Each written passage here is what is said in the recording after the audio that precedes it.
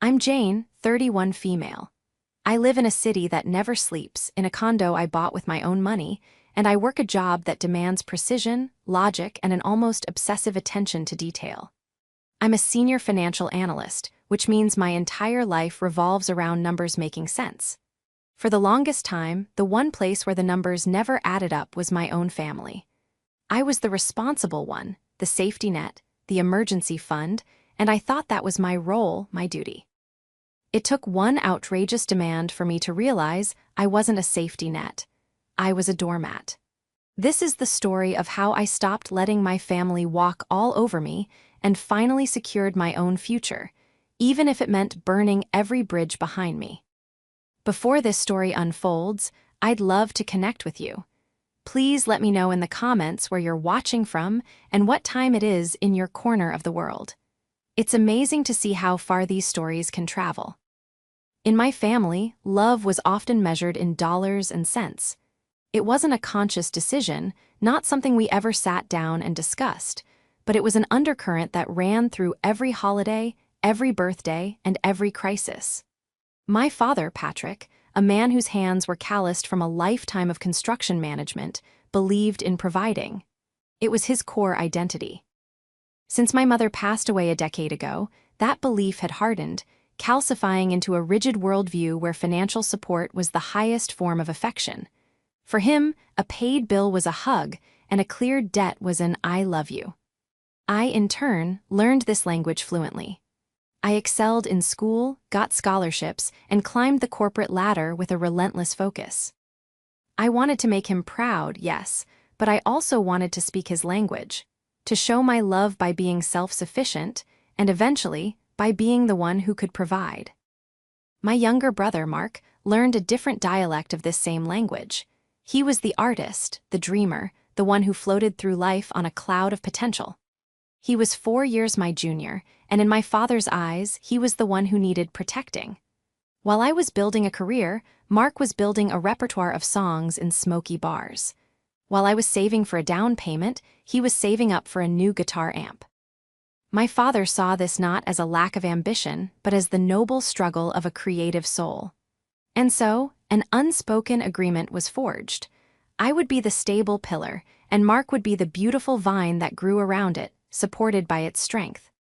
The family's financial well-being, its emergency fund, its future investments, they all fell to me.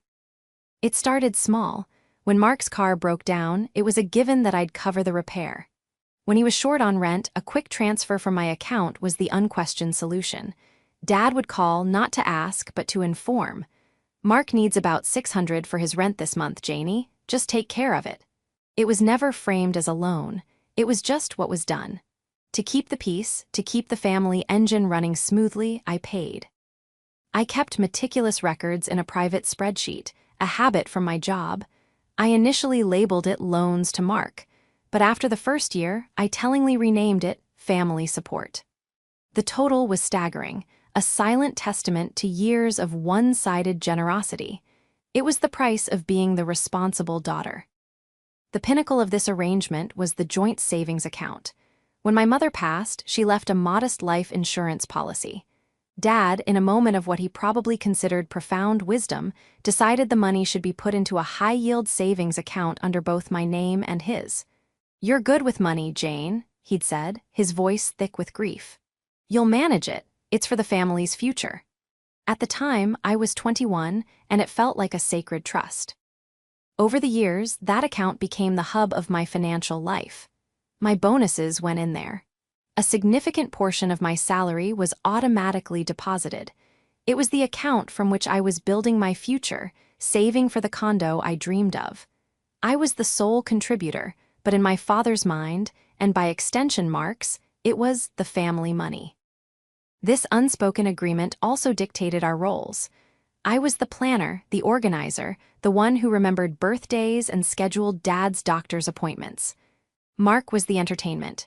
He'd show up to family dinners with his guitar, play a few new songs, and charm everyone, effectively absolving himself of any real responsibility. He was fun, I was functional. He was the heart, I was the wallet. Dad would watch him play, a proud, misty look in his eyes, and I'd feel a familiar pang. A mix of pride for my brother's talent and a quiet resentment for the ease with which he moved through the world. The purchase of my condo should have been the moment the dynamic shifted. It was a 2-bedroom apartment in a new development with a small balcony overlooking a park. It was my dream. Financed by years of disciplined saving and savvy investing, all managed from that joint account. When I announced I was buying it, my father's reaction was lukewarm. "That's a lot of money, Jane. Are you sure you can handle it?" he'd asked, a frown creasing his brow. There was no congratulations, no pride in his daughter's accomplishment. There was only concern for the family's primary asset, the joint account. I had to sit him down with spreadsheets and financial projections to prove that I wasn't draining the family money, but merely using my portion of it. Even then, a subtle guilt was laid at my feet. "Just make sure you leave a healthy cushion in there," he'd warned. "You never know when Mark might have an emergency." The implication was clear. My home, my greatest personal achievement, was secondary to my brother's potential future needs. I put the deed in both my name and my father's. It was a mistake, born of a lifetime of conditioning. I told myself it was a practical matter. It would make inheritance easier down the line, a clean transfer without probate. But deep down, I knew the real reason. It was another offering to the family, another demonstration of my loyalty to the unspoken agreement. I owned the condo, but in my father's mind, it was another family asset that I was simply managing. It was my name on the mortgage, my salary paying for it every month, but it was still, in some intangible way, not entirely mine. It belonged to the family, just like my income, my time, and my future. And for years, I never thought to question it. I just kept paying, hoping that one day, my contributions would finally be seen for what they were. Love, not obligation. The beginning of the end started with a phone call on a Tuesday afternoon. I was in the middle of a quarterly earnings report, my screen filled with complex data streams, when my personal phone buzzed. It was Mark. He rarely called me during the day unless he needed something, so my stomach tightened preemptively.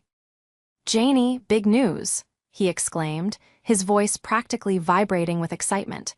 I could hear his girlfriend, Phoebe, giggling in the background. "Hey, Mark, what's up?" "I'm a little busy," I said, my eyes still scanning a row of figures. "Drop what you're doing, this is huge. I asked Phoebe to marry me last night. She said yes." A genuine smile touched my lips. Despite our complicated dynamic, I loved my brother. "Wow, Mark, that's amazing. Congratulations to both of you. That's really wonderful news." "Thanks, we're so excited. We're thinking a fall wedding, maybe next October.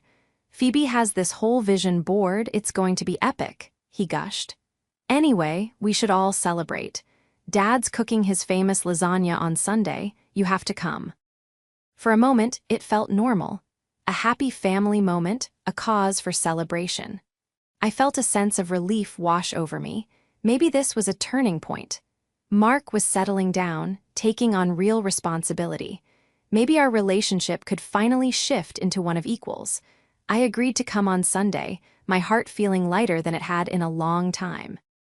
The rest of the week was filled with a flurry of texts from the newly engaged couple, photos of Phoebe's ring, a modest but pretty vintage piece, links to potential venues, and a shared Pinterest board overflowing with rustic chic wedding decor. It was all very sweet, and I allowed myself to get caught up in the excitement. Sunday arrived, and I walked into my father's house, the one I grew up in, armed with a bottle of expensive champagne and a genuinely happy heart. The smell of garlic and oregano filled the air. Dad gave me a gruff hug, and Mark and Phoebe were beaming, practically glowing with happiness. We sat down to dinner, and the conversation was light and cheerful. We toasted to the happy couple, and I listened as Phoebe described her dream wedding in breathless detail. A converted barn upstate, a string quartet, a catered dinner for 150 guests, and a 10-day honeymoon in Tuscany. It sounded incredibly ambitious, and, I noted with the silent calculation of an analyst, incredibly expensive. "That sounds beautiful, Phoebe," I said, trying to keep the financial alarm bells from ringing audibly in my voice. Have you guys started to think about a budget? Mark waved his hand dismissively. We're working on it. That's actually one of the things we wanted to talk to you and Dad about tonight. I felt that familiar tightening in my stomach again. Here it was. My father, Patrick, cleared his throat, setting down his fork.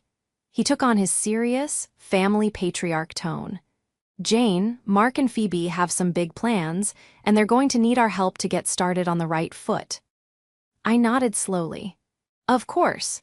I'd be happy to help you two set up a savings plan, maybe look at some wedding-specific investment options. Mark cut me off with a short, sharp laugh. No, Janie, we're not talking about a savings plan. He exchanged a look with PH. Obe, who gave him an encouraging little nod. He took a deep breath and looked me straight in the eye. We're talking about you paying for it. The silence in the room was immediate and heavy. I must have misheard him. I'm sorry, what did you just say? The wedding, he said, as if it were the most obvious thing in the world. Phoebe and I have estimated the costs. With the venue, the catering, the honeymoon, it's going to be around $60,000. You'll be paying for it. It's only fair. I stared at him, dumbfounded. The casual entitlement in his voice was staggering. I looked at my father, expecting him to intervene, to tell Mark how ridiculous he was being. But Patrick just sat there, his expression unreadable, waiting for my response. Fair, I finally managed to choke out, my voice barely a whisper. Mark, how could that possibly be fair? That's a huge amount of money. Well, you're the one with all the money, Mark said, his tone shifting from cheerful to defensive. You've got that fancy job and your new condo. I'm a struggling artist. Phoebe is just starting her career.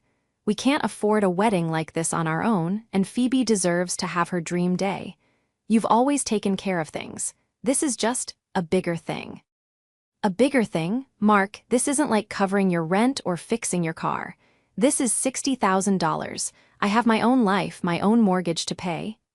My voice was rising, laced with years of pent-up frustration. Phoebe chimed in, her voice syrupy sweet. We thought of it as an early wedding gift, Jane, a really, really generous one, and an investment in our future happiness. An investment. The word hit me like a slap. My hard-earned money wasn't a gift, it was an asset to be leveraged for their future happiness. Suddenly, all the small resentments, the hundreds of ignored loans, the thankless sacrifices, they all coalesced into a cold, hard knot of anger in my chest. No, I said, my voice firm and clear. Absolutely not. I will not be paying $60,000 for your wedding. Mark's face turned red. What do you mean no, after everything Dad and I have done for you? Done for me? I laughed, a bitter, incredulous sound. What exactly have you done for me, Mark? Besides providing me with a constant financial drain for the last decade. That's when my father slammed his fist on the table. The plates and glasses jumped. Jane, that's enough, he boomed, his face a mask of fury. You will not speak to your brother that way. He is getting married. This is what family does. We support each other. You have the money in that account. You will give it to him. It wasn't a request. It was an order. He was talking about the joint account. My account. The money I had saved, dollar by painful dollar. It's not the money, Dad. It's my money. I earned it. And I am not using it to fund a lavish party. It's the family account, Patrick shouted, getting to his feet. It's there for times like this, for family needs.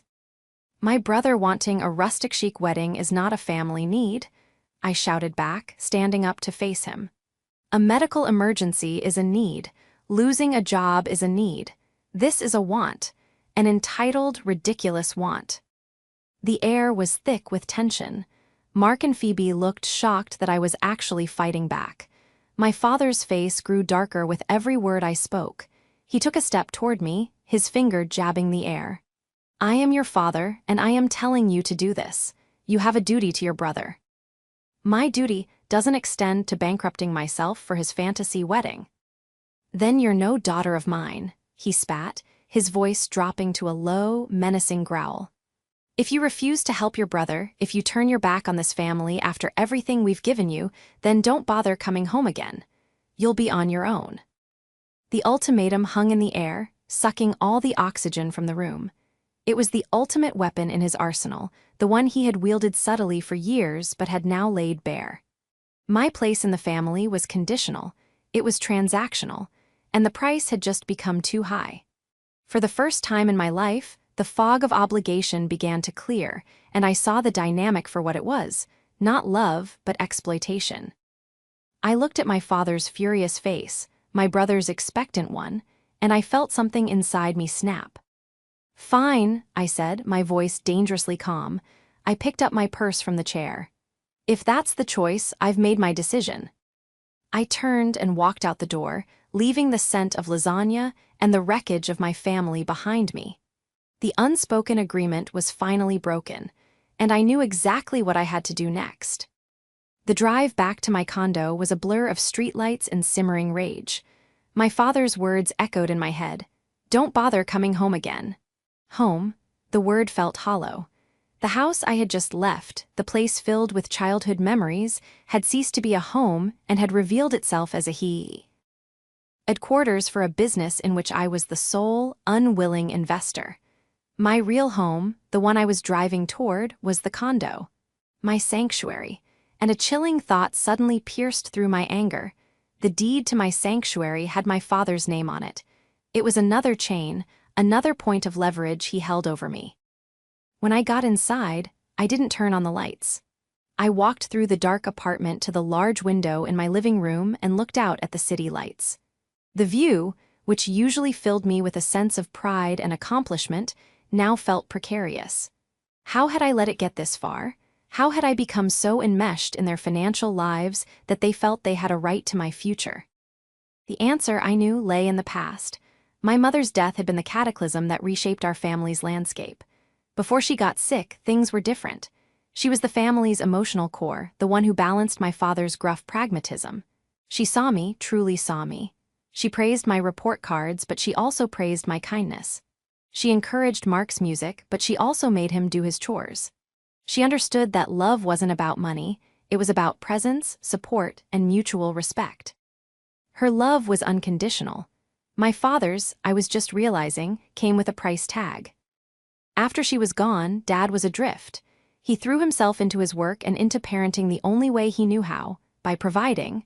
I was 18, heading to college on a scholarship. Mark was 14, suddenly a quiet and withdrawn teenager. Dad's solution was to give us things. He co-signed for my first credit card with a high limit for emergencies.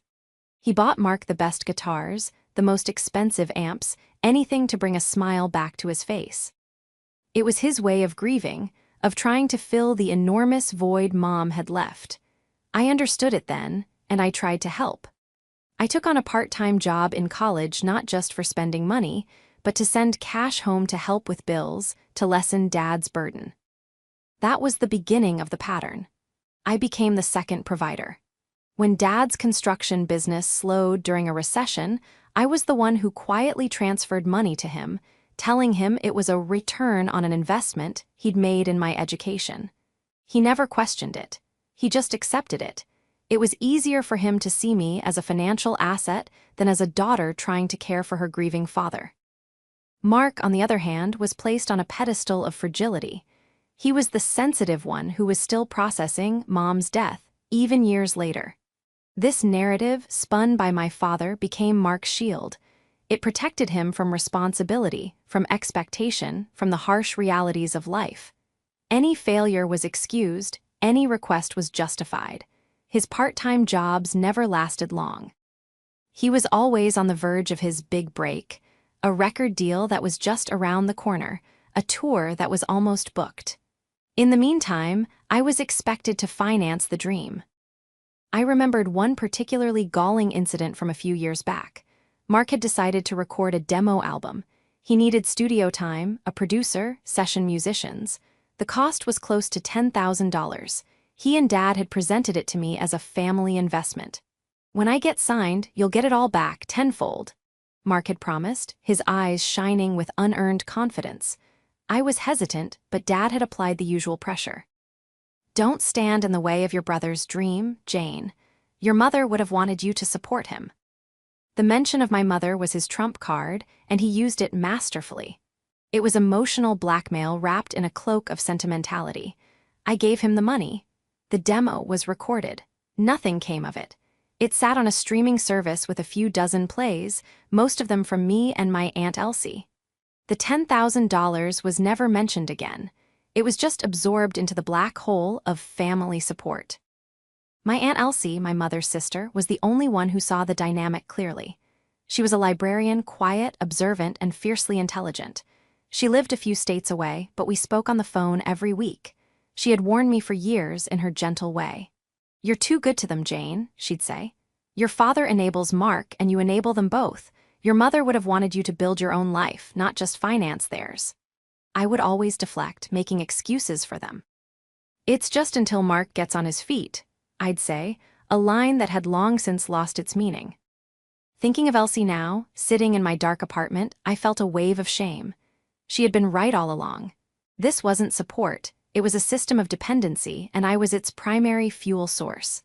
My father wasn't protecting Mark. He was crippling him, teaching him that he never had to stand on his own 2 feet because his sister would always be there to catch him, or rather, to prop him up. And me? I wasn't being a good daughter or a loving sister. I was being a fool. The demand for the wedding money wasn't an isolated incident. It was the logical, monstrous conclusion of a pattern I had allowed to continue for more than a decade. Every small concession, every paid bill, every ignored loan had paved the way for this moment.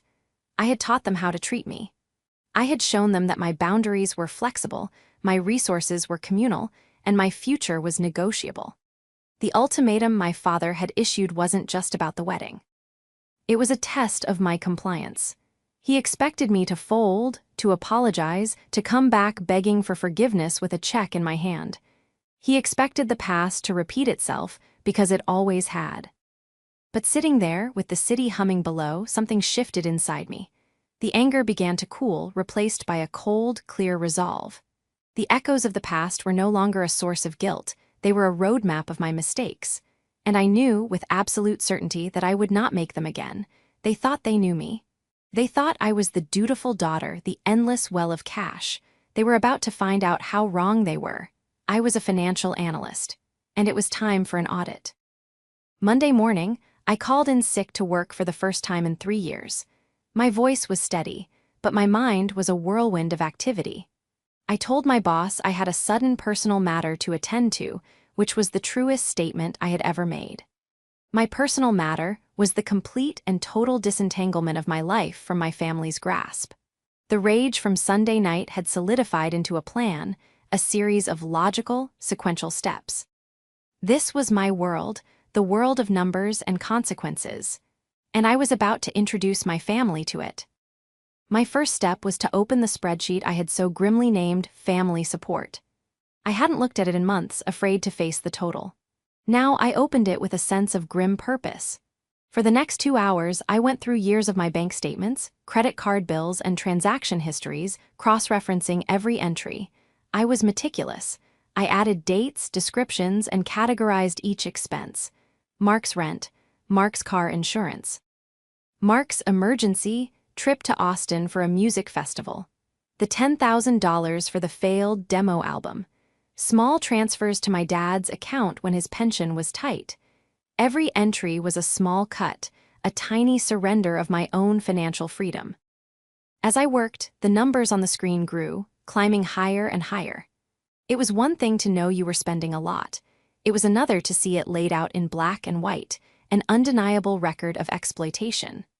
By the time I was done, the total at the bottom of the column made my breath catch in my throat. Over the last 10 years, I had given my brother and father a verified, documented total of $97,450. It was a staggering sum. It was a down payment on a larger house. It was an investment portfolio that could have secured my retirement. It was a life I had deferred in favor of theirs. But the number itself wasn't what shocked me the most. It was the lies attached to it. So many of the larger withdrawals had been framed as crises. I started a new tab on the spreadsheet, the ledger of lies. I began my investigation with the demo album. I had the name of the recording studio from the invoice Mark had proudly shown me back then. I found their website and gave them a call. Posing as a prospective client, I asked about their rates for a full demo package. The number they quoted was just over $5,000. I had given Mark 10. Where had the other 5,000 gone? My mind started racing. I remembered around that same time, Phoebe had posted photos on her social media from a surprise trip to Cancun. At the time, Mark had told me a friend of his had won the trip and given it to them. Looking at the dates, it lined up perfectly with the week after I had transferred him the money for the studio. A sick feeling began to pool in my stomach. I scrolled back through years of Phoebe's public profiles, my spreadsheet open on a second monitor. A pattern began to emerge. A few days after I would send Mark a large sum for an emergency car repair, Phoebe would post a new designer handbag. When I sent money for what Mark claimed were unexpected medical bills, for a sprained ankle, a new high-end laptop appeared in their apartment photos. It was brazen. They weren't even trying to hide it. They had simply assumed I would never look, that I would never question their stories, that I would remain their willing, ignorant benefactor. Each discovery was like a separate betrayal, layering on top of the original demand. This wasn't just entitlement, it was calculated deception. The next front of my investigation was the condo. My name was on the mortgage, but my father S. was on the deed alongside mine. I had done it to appease him, to show him that it was a family asset. Now, that decision felt incredibly naive. I called the lawyer who had handled the closing. I explained the situation vaguely, saying I wanted to understand my options for removing a name from a joint tenancy deed. He explained the process. My father would have to sign a quitclaim deed, voluntarily relinquishing his share of the property to me. Given our last conversation, the chances of that happening were zero. Is there any other way? I asked, my heart sinking. If he won't sign, you'd have to force a partition sale through the courts, the lawyer explained. It's messy, expensive, and you could be forced to sell the property. Your best bet is to convince him. I hung up the phone, a cold dread washing over me. They had me trapped. My home wasn't truly mine. But then my analyst brain kicked in.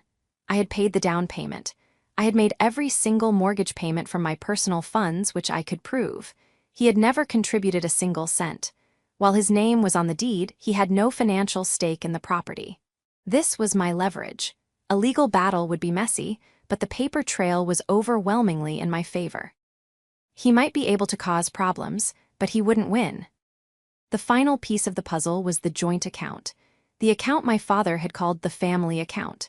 I logged into my online banking portal. This was the hub of the entire operation, the source of their power over me. It held the remainder of my life savings, the money I had carefully rebuilt after the condo purchase. It was a substantial amount, my cushion, my security, and both my father and I had full access to it. He could, in theory, walk into a branch and withdraw every last penny. The thought sent a jolt of panic through me. I had to act, and I had to act fast. By the end of the day, I had a complete picture. The family support spreadsheet was my evidence. The social media posts were corroboration. The condo deed was my battleground, and the joint account was the asset I had to protect above all else. I spent the rest of the evening drafting emails, saving screenshots, and printing out bank statements. My living room, once a peaceful sanctuary, now looked like a war room. I was no longer the grieving daughter or the supportive sister. I was a plaintiff, building a case against my own family. The ledger was complete. It wasn't just a record of money, it was a record of their deceit and my complicity. And now, it was going to be my weapon. Tuesday morning, I woke up before my alarm, my mind sharp and clear. The emotional turmoil of the weekend had been replaced by the focused calm that comes with having a definitive plan. There would be no more shouting matches, no more tearful appeals, no more capitulation. My response would be silent, swift, and executed with the precision of a market trade. My first order of business was securing my money. The joint savings account was the biggest vulnerability. Before my father could even think of retaliating by draining it, I had to move the funds. I logged into my online banking portal. My heart hammered against my ribs as I initiated the transfer. I created a new savings account at the same bank, solely in my name. The process took less than 5 minutes. I filled in the amount, the entire balance of the joint account, down to the last cent. I paused for a beat, my cursor hovering over the Confirm Transfer button. This was the point of no return. This was the action that would incinerate the last remaining bridge. I clicked the button. A confirmation screen appeared. Your transfer has been successfully completed. A wave of relief, so profound it almost made me dizzy, washed over me. The money was safe. It was mine. Next, I closed the account. I used the bank's secure messaging feature to submit the request. Reason for closing: account no longer needed. It felt like a massive understatement. With a few more clicks, the account that had tethered me to my family's financial whims for over a decade was sked. Old for closure. It would be gone by the end of the business day. Step 2 was the condo. My conversation with the lawyer had made it clear that a voluntary signature was the cleanest path. Patrick would never agree if I asked him directly, so I had to frame it in a way that appealed to his own self-interest, or at least, in a way that presented him with no other logical choice. I spent an hour composing a carefully worded email to him and Mark. I attached the family support spreadsheet, now cleaned up and formatted into a professional-looking report. The subject line was simple: regarding our finances and the condo. The email began without sentiment. Patrick Mark, I wrote, following our conversation on Sunday, I have undertaken a full review of my financial contributions to the family over the past 10 years. The attached document provides a detailed, itemized breakdown of these contributions, which total $97,450. This figure does not include interest. I continued, it has become clear that our understanding of financial boundaries is fundamentally different. Therefore, I am making some immediate changes to protect my financial future. As of this morning, the joint savings account has been closed, and all funds have been moved to a new account under my sole ownership. This was the part I had to get exactly right. Regarding the condo at 123 Maple Street, as you know, your name, Patrick, is on the deed as a joint tenant. However, 100% of the down payment, closing costs, and all subsequent mortgage payments have been made by me from my personal income. I have a complete record of these payments. I have consulted with legal counsel, and I intend to have the deed changed to reflect sole ownership. The cleanest way to do this is for you to sign a quitclaim deed, transferring your interest to me. I have had the document drawn up, and it will be delivered to you via courier tomorrow. Then came the implicit threat. Should you refuse to sign, I will be forced to initiate a partition action in court. Given that you have zero financial equity in the property, the legal precedent is overwhelmingly in my favor. The court will almost certainly grant me sole title. However, the process will be public, lengthy, and expensive. It will also create a public record of the financial history detailed in the attached spreadsheet. I believe it is in everyone's best interest to resolve this matter amicably and privately by signing the document. I finished the email with a cold finality. I consider this my final communication on the matter. The quitclaim deed will arrive with a postage-paid return envelope. I expect it to be signed and returned within 5 business days. I didn't say love or sincerely or even Jane. I just ended it. I attached the spreadsheet, took a deep breath, and hit send. The silence that followed felt enormous. I had launched a preemptive strike, and now all I could do was wait for the fallout. I spent the rest of the day in a strange state of limbo. I tried to work from home, but I couldn't focus. I kept checking my phone, my email, expecting an explosion. But there was nothing. No angry calls, no furious texts, just silence. It was more unnerving than the shouting. It meant they were thinking, planning their counterattack. That evening, my Aunt Elsie called. My father must have contacted her. Her voice was calm and steady, a welcome anchor in my storm. "I heard what happened, Jane," she said softly. "Your father called me. He's beside himself." "What did he say?" I asked, bracing myself. "A lot of shouting. He said you stole the family money and you're trying to kick him out of his own property. He's spinning a tale of a selfish, ungrateful daughter. I sighed. Of course he is. Did you tell him his name is on the deed as a favor and he's never paid a dime towards it? I did, Elsie said. He didn't like hearing that. He said you've betrayed them. He told me about the email and the spreadsheet. He called it a book of lies. It's 10 years of bank statements, Elsie. The only lies are the ones they told me to get the money. There was a pause on the line. I know, dear, she said, her voice filled with a warmth that I hadn't realized how much I was missing. I'm so proud of you. This must have been incredibly difficult, but you did the right thing. You drew a line. Your mother, she would have been so proud of the strong woman you've become. Her words were like a balm on a raw wound. Hearing her say that, hearing her invoke my mother's memory not as a tool for manipulation, but as a source of strength, fortified my resolve. We talked for another hour. I explained my plan, the steps I had taken. She listened patiently, offering not advice but unwavering support. She was my only ally, the only family I had left, and in that moment she was all I needed. When I hung up the phone, the fear had vanished, replaced by a sense of profound peace. I had drawn the line. I had taken back control of my life, my finances, and my future. Whatever storm was coming, I was ready to face it. I had my evidence, I had my plan, and for the first time in a very long time, I had my own back. I turned off my phone, made a cup of tea, and sat in the quiet of my condo, and waited for the morning. I had expected a fight. I had anticipated screaming phone calls, threatening text messages, maybe even an unannounced visit from my father, his face red with fury. What I got was silence. All day Wednesday, not a word. The courier confirmed the quitclaim deed had been delivered and signed for by my father at 10:15 a.m. The 5-day countdown had begun. The silence was a strategic move, I realized. They were trying to make me sweat, to make me doubt my own resolve. They thought if they ignored me long enough, I would crack, that my lifetime of conditioning would kick in and I'd come crawling back, apologizing for the chaos I had caused. It was a profound miscalculation. The silence didn't make me anxious, it made me angry. It was the ultimate dismissal, a final, passive-aggressive confirmation that my feelings, my perspective, my decade of sacrifice meant nothing to them. They weren't even willing to engage with the truth I had laid at their feet. They just pretended it didn't exist. On Thursday, the silence was broken, but not in the way I expected.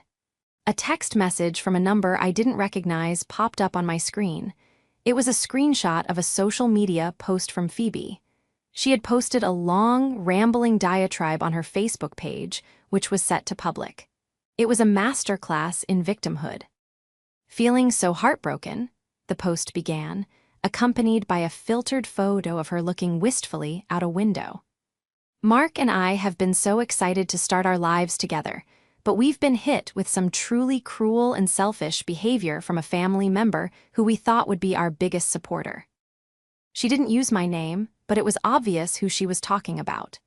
The post went on to paint a picture of a jealous, bitter sister who was hoarding family money and trying to ruin our dream wedding out of spite. She twisted the narrative expertly, claiming I had promised to pay for the wedding and then reneged at the last minute, throwing their plans into chaos. She mentioned a fake, hurtful document I had sent to bully and intimidate them. The comments section was a predictable flood of sympathy. Friends and distant relatives chimed in with "OMG, that's horrible," and "some people are just toxic, cut them out," and "don't let her ruin your special day." My blood ran cold as I read it. She was trying to poison the well, to isolate me from the wider family and control the story before I even had a chance to tell it. This was war, and they were launching a public relations campaign.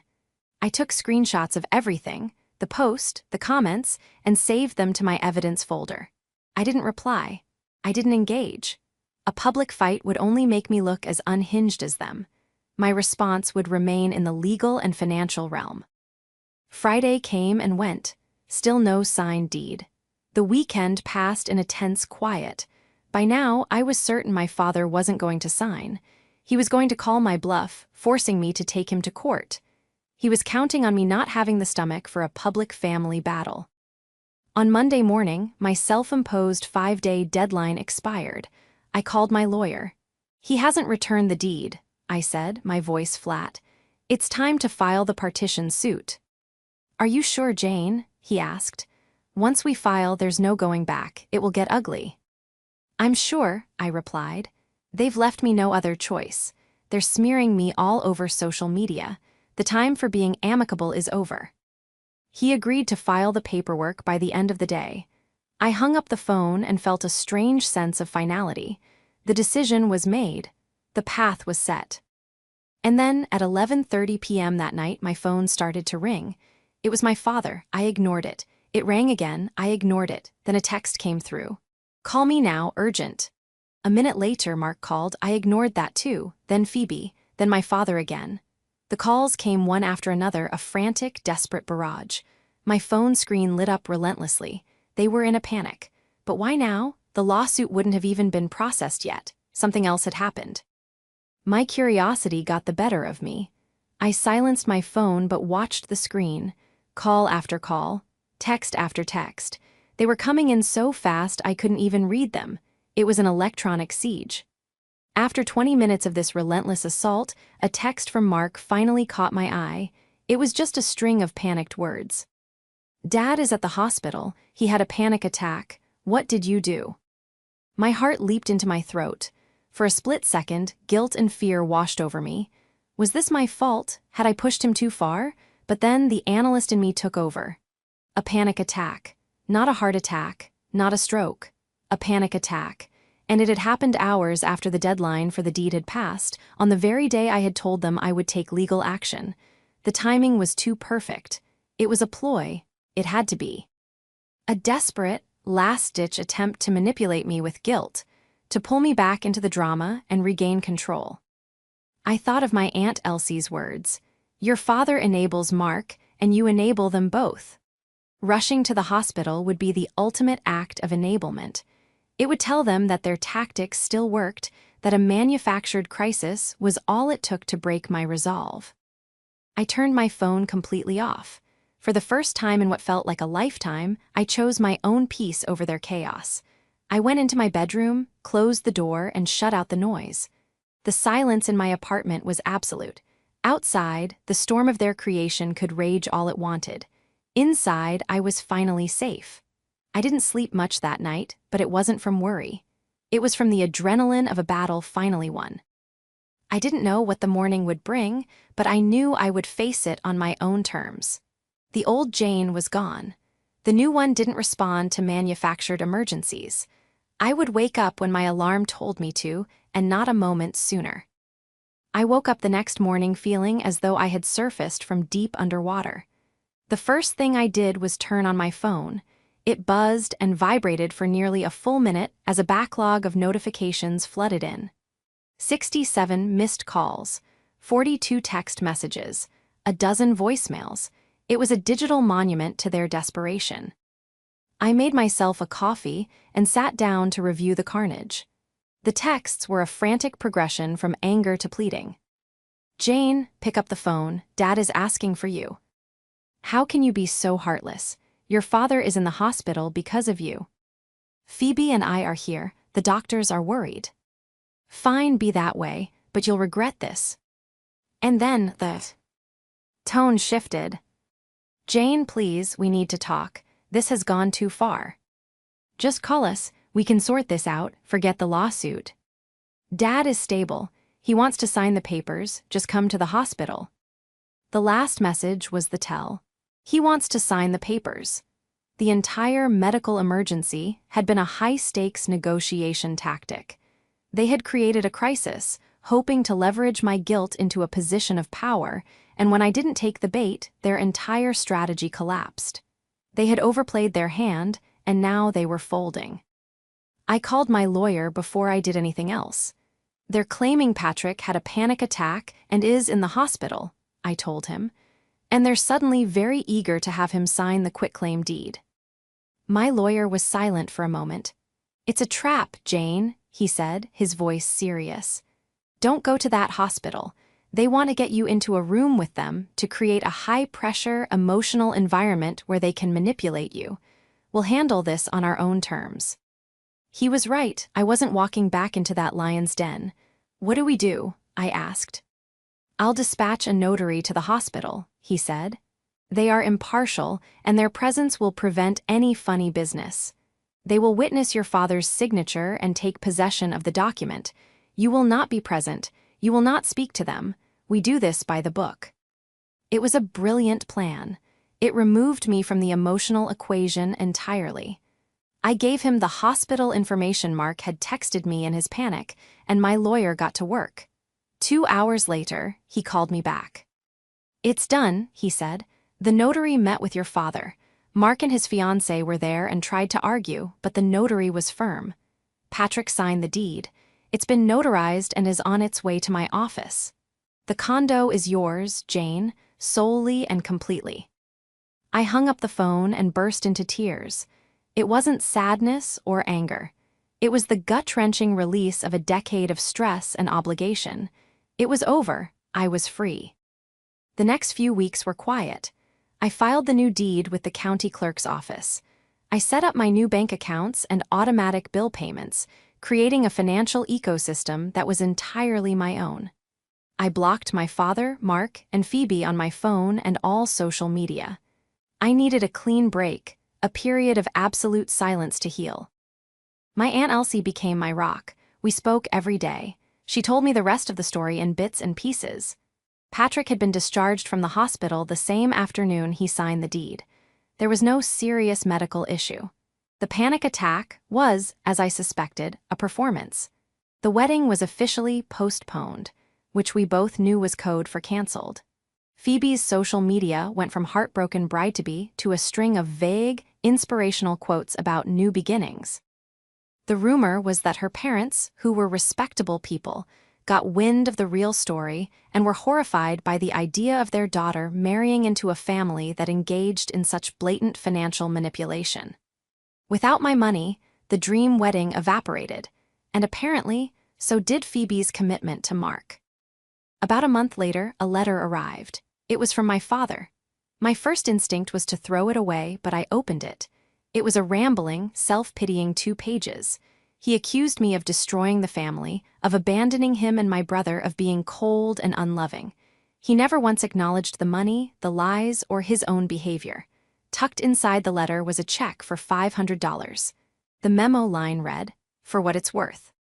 It was a pathetic gesture, an attempt to buy a clear conscience for a fraction of a percent of what they had taken. It was the final confirmation that he would never understand, never change. I didn't cash the check. Instead, I scanned it and sent the image to my lawyer to keep with my file, just in case. Then I tore the original check and the letter into tiny pieces and let them fall into the trash. It's been a year now.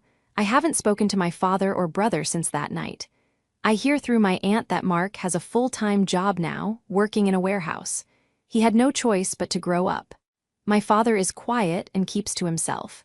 Sometimes, I feel a pang of sadness for the family I wish I had, but it's quickly replaced by a profound sense of peace. My life is my own now. My condo, which I've redecorated, is filled with light and plants. My finances are thriving. I'm planning a trip to Italy next year, my own dream, on my own dime. I've started dating someone, a kind man who celebrates my success and respects my boundaries. The other day, I was looking at my net worth statement. The numbers made sense. They were a reflection of my work, my discipline, and my choices. I finally realized that my father was right about one thing: financial support can be a form of love, but true love is reciprocal. It's an investment you make in each other, not a debt one person is forced to pay. I had been balancing my family's books for my entire adult life, and now, finally, my own ledger was clear. My foundation was rebuilt, and this time, it was on solid ground with only one name on the deed: mine.